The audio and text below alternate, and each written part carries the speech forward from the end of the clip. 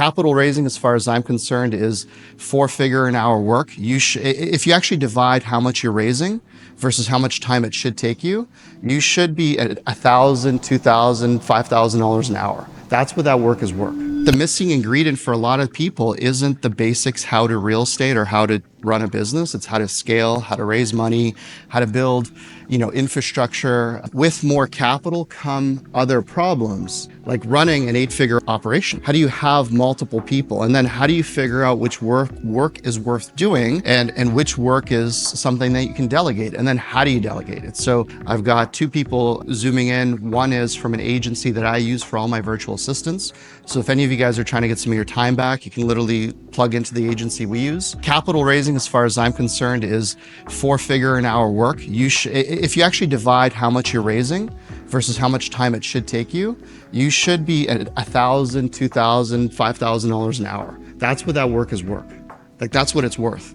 So you shouldn't be doing $4, $6, $8 an hour administration. So I can tell you, we employ easily a dozen VAs. We pay them anywhere from $4 to $15 an hour US. And I'm happy that I do it because they save us so much time. I've been at this for just over 20 years. I've raised well into 9 figures in private capital, 9 figures retail, 9 figures institutional commitments.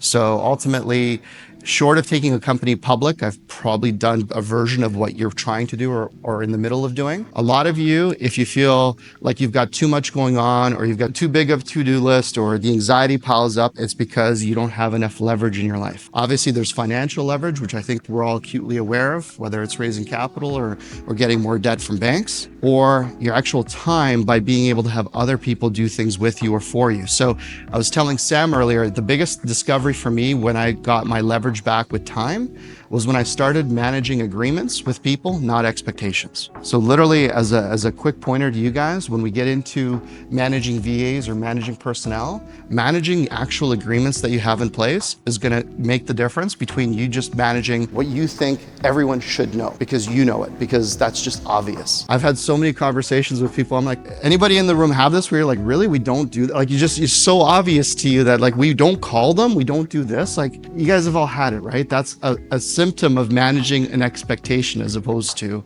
managing an actual agreement. So a personal brand is what people say about you when you're not in the room. So question for you guys is, what are people saying about you when you're not around? Does it look like this? How are people talking about your personal brand? Now, the obvious question is, wouldn't it be great if you had control of that actual narrative? Because that's really what it's about, right? Especially now with social media, the cameras, the iPhones, everybody's filming stuff. Wouldn't it be great if you had control over that actual narrative with people, how people tell the story about you, your team, what you're doing? So here's how we've done it. Because again, Sam, I'm going to go back to what you asked me earlier. How do you go from a couple employees to a couple dozen to 100+ employees and maintain the culture? So the best way that I've found to do this, and this is going to tie right back to your brand, and you'll see exactly how in a second, is through what we call, and I didn't invent this, and I'll tell you what book I got it from, is something called the Code of Honor. Now, what is a Code of Honor? Well, ultimately, it's your manifestation of the kind of culture you want to create, both for your clients and for your investors and for your employees.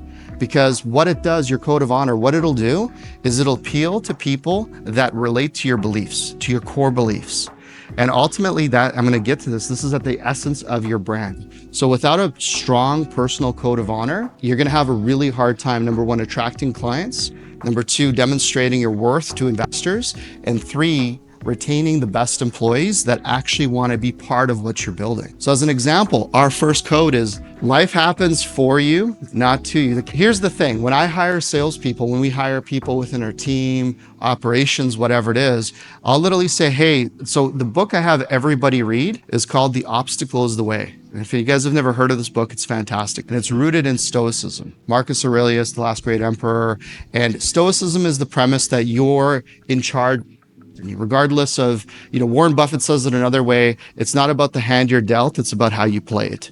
If you guys have staff and you say something to them and they argue with you, these are not the people I want to hire. Because if someone immediately says, well, yeah, but here's all these things I'm not in control of, I say, okay, fair enough. I'm not going to hire that person. Because I already know that your default mechanism in your mind is to make excuses for why something isn't your responsibility. And that doesn't work for me culturally. It doesn't work for my community. It doesn't work for my business. It doesn't work for my life. So it's really important that you guys have a code. Now, another one is no decision is a decision. So literally, if you can't make a decision, you've made a decision. That's the worst one because you've taken no control over that outcome.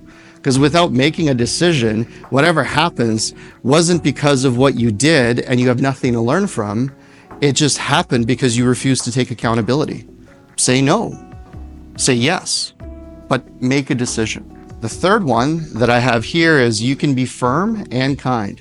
So you guys know, if you've been with me a long time, I'm a no-nonsense guy, but it always comes from a place of love.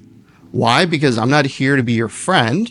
My team is not here to be your friend. We'll be friendly, but our job is to push you to get a result. And again, these codes are our codes. You may disagree with some or all of these. Well, you probably won't disagree with all of them, but you may disagree with some of these, and that's fine. You can set your own code. But when you're trying to attract talent, whether it's a VA, an employee, an investor, if they see what you stand for, that weaves into your personal brand. The fourth one, never be needy, leave people better than you found them, compete with yourself. You can see the theme here. Right? There's a theme to all of this. Competence creates confidence, people over processes, follow one course until successful. These are our codes. This is our code of honor. This is how we govern ourselves. Now, how many of you, if you had something like this that was unique to you, would make it easier for you to demonstrate culture within your company? By a show of hands. All of you, right? And that's exactly what this is. You guys need to be, for you to build a brand that attracts investors, that attracts people, you need to create a very high degree of certainty with your clients. And if they understand what to expect from you, then they'll know what's expected of them. As an investor, as an employee, as a partner, as a financing individual, whoever it is in your team. The best time to create culture is when it's you and a laptop. Before you've hired your first VA, before you've hired your first person. The next best time is obviously now. Because then when people are coming on board, they'll literally buy into what you're doing. That's the hardest thing to fake. Like creating a culture will create a maximum accountability in your team where people aren't going to be worried about working a few extra hours on a certain day because they believe in the mission. They want to be part of it. And they know they're going to get rewarded on the other side. Really big piece.